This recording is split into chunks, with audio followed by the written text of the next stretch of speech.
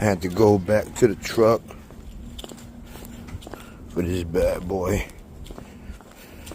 This is what's stopping me from providing heat, actually hot water, to the facilities. We're walking back to the boiler room. Through the mud.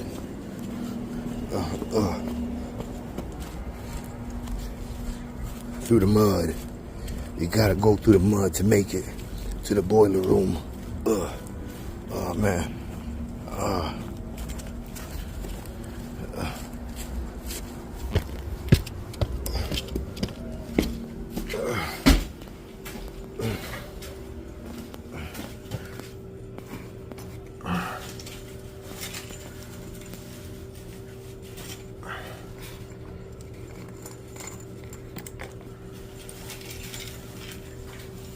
But we won't have to run out again.